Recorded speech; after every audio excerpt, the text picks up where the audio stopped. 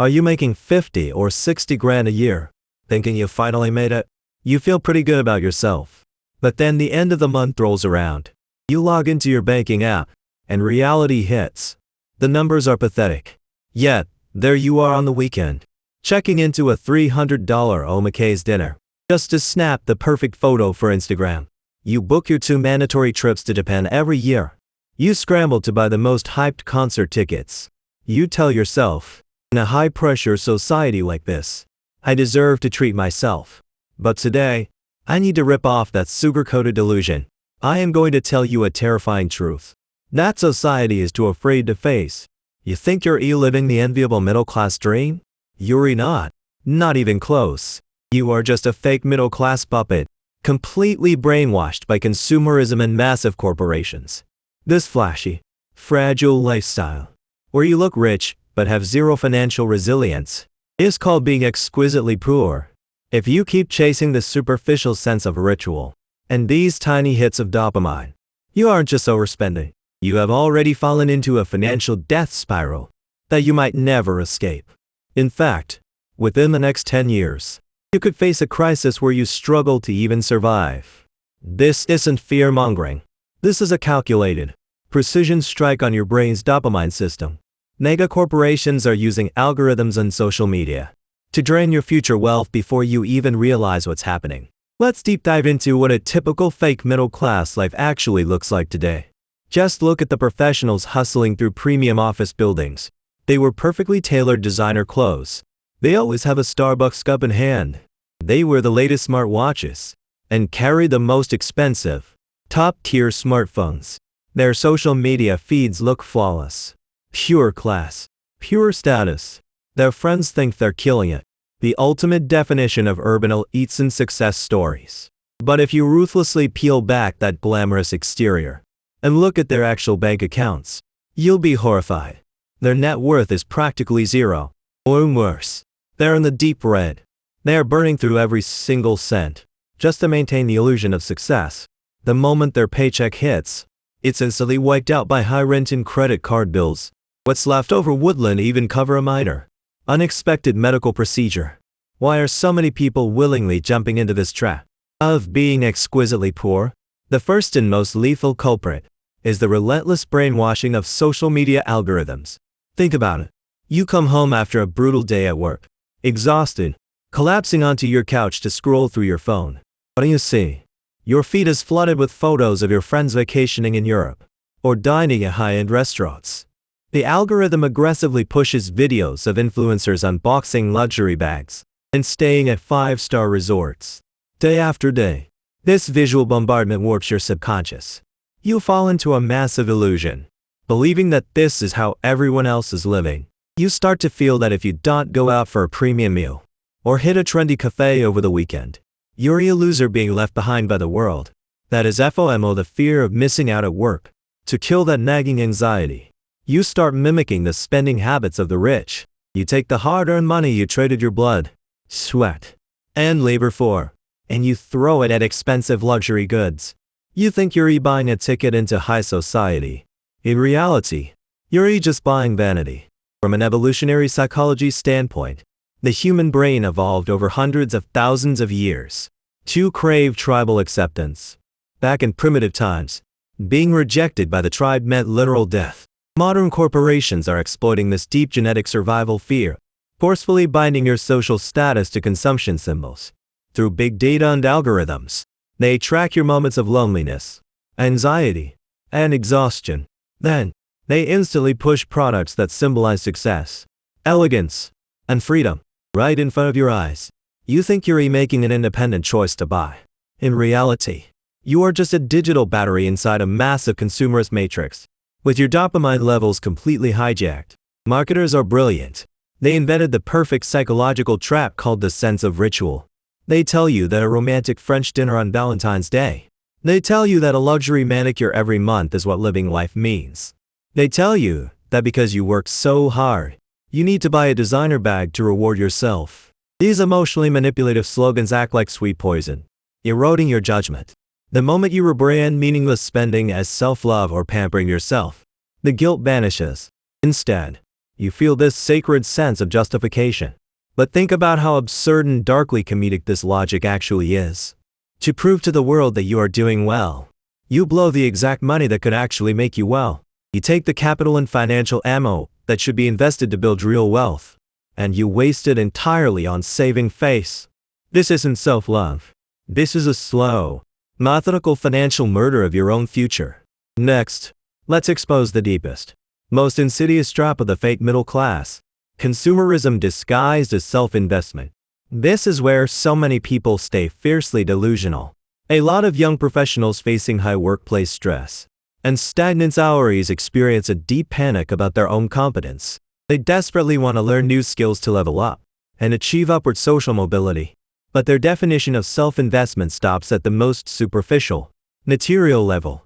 To force themselves to work out, they spend a fortune on top-tier, ultra-expensive yoga gear.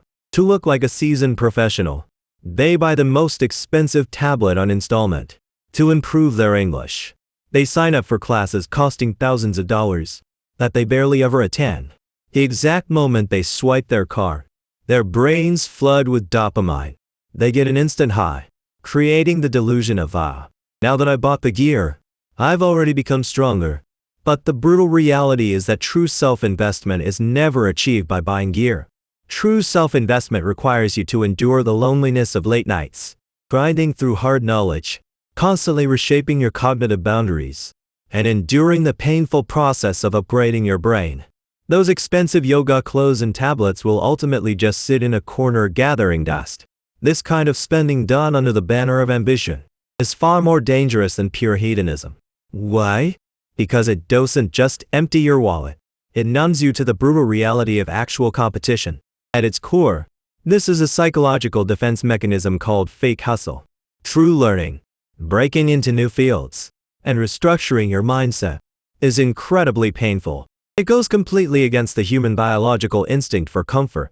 Buying gear, on the other hand, feels amazing. Corporations have masterfully exploited this desire for change mixed with the fear of pain. They take results that should require massive sweat and time, and they package them into a product you can own instantly with a credit card swipe. The moment you sign that receipt, you are buying capability. You are just buying a short-acting painkiller for your career anxiety. The relief fades fast, but the cost is the very capital you needed to build real wealth.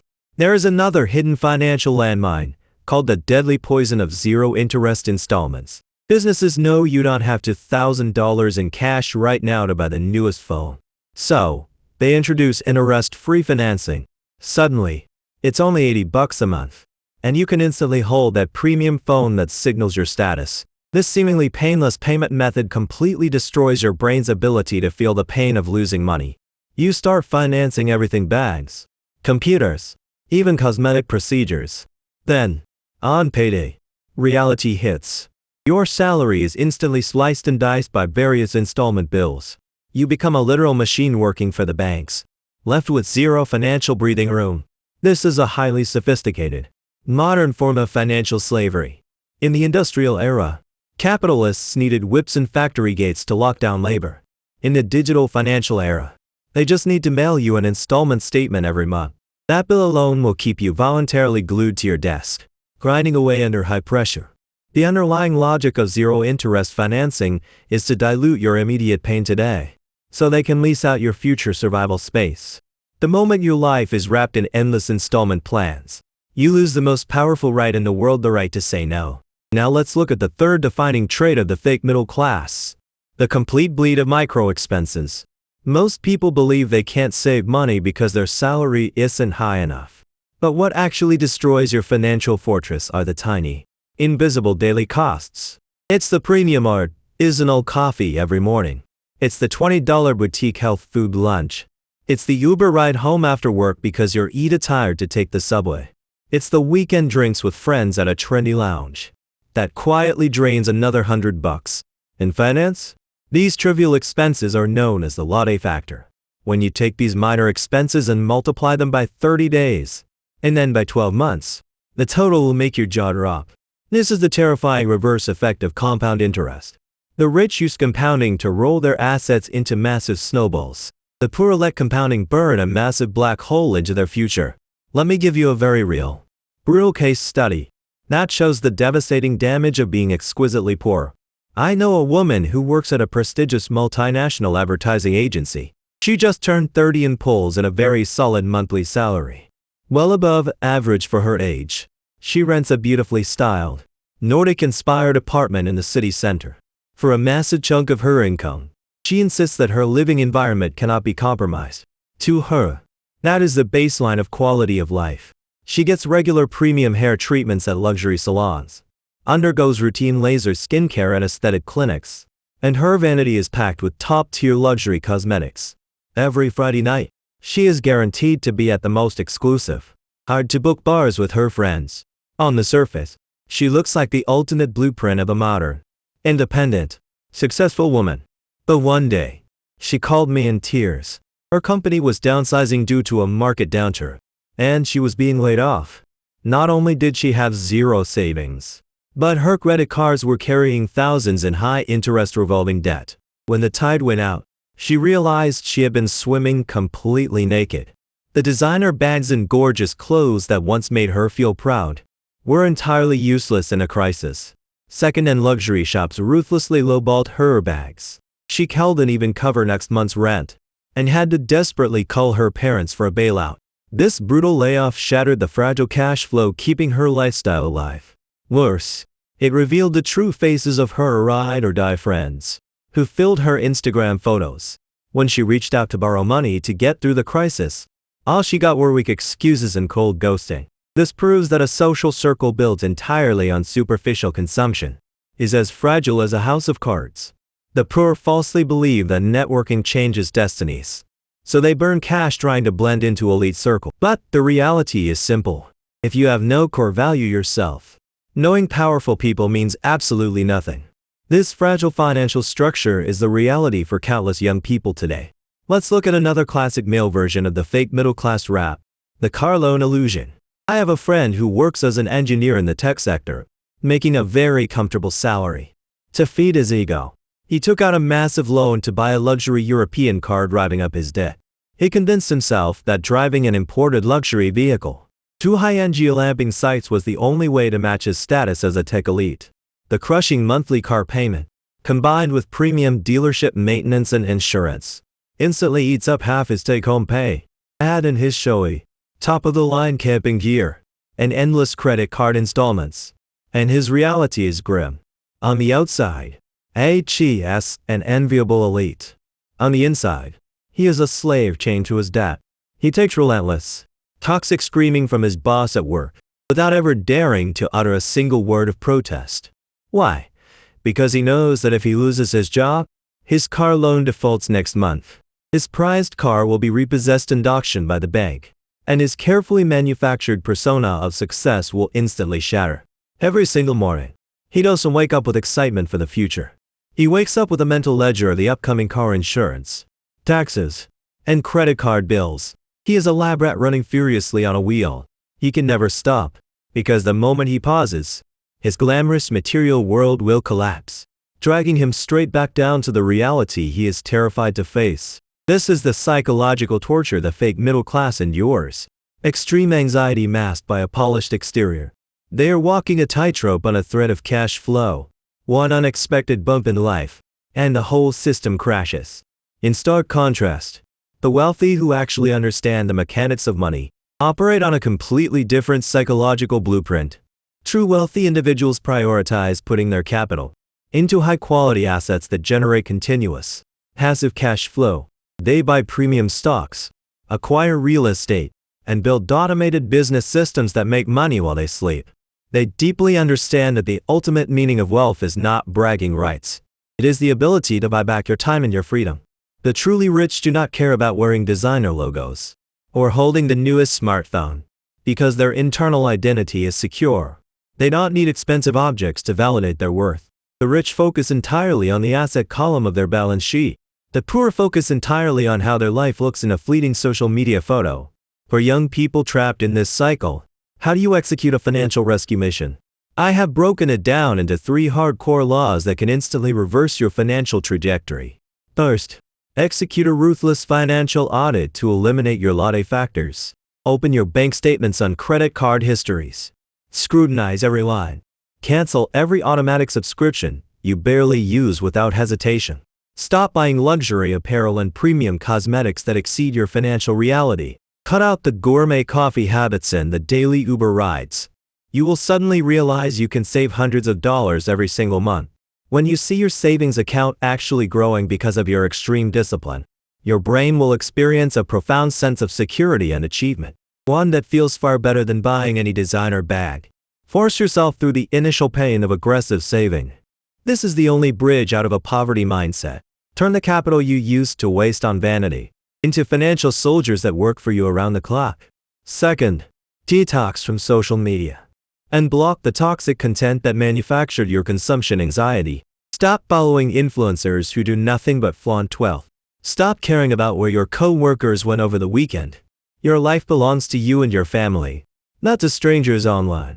The moment you step off the treadmill of peer pressure, a deep peace settles over your mind. You need to realize that when someone posts a luxury dinner on your feed, you are looking at a highly curated, edited highlight reel. You are not seeing them staring at the ceiling at 3 a.m., sweating over their debts. Third, and most importantly, start building your defensive financial fortress. Take the money you save from cutting out useless expenses and force it into an independent, untouchable account. This is your emergency fund. It must cover at least 6 months of your bare minimum living expenses. Once you have this shield of cash, your entire posture changes when facing corporate toxicity or difficult bosses. Why? Because you hold the ultimate leverage, the power to walk away. Once that fortress is built, take the remaining surplus and invest it into high-quality assets. Put it into broad market index funds consistently, allowing you to capture the long-term growth of the economy. Never forget the golden rule of wealth. Delayed gratification is the ultimate key to financial freedom. The poor are desperate to use consumption to validate their present. The rich use investment to buy their future freedom. As you push through this difficult transformation and build the habit of delayed gratification, your baseline judgment will completely shift. Before, when you walked into a premium mall, your brain thought about how good a limited edition jacket would look on you. Now, when you walk into that same mall, your brain calculates the return on investment of the parent company's stock. You successfully transition from a consumer being harvested to a high-level player of the financial gain. This is true cognitive awakening. This is the ultimate card that ensures you win at life. Drop the fake sense of ritual. Shed the glamorous outfit of being exquisitely poor. Face your reality courageously. And accept that right now, you are a regular person who needs to grind. Only when you stop living for the validation of others and focus your energy entirely on your own growth will you break through the class ceiling, shifting from a fake middle-class statistic to a truly financially free individual.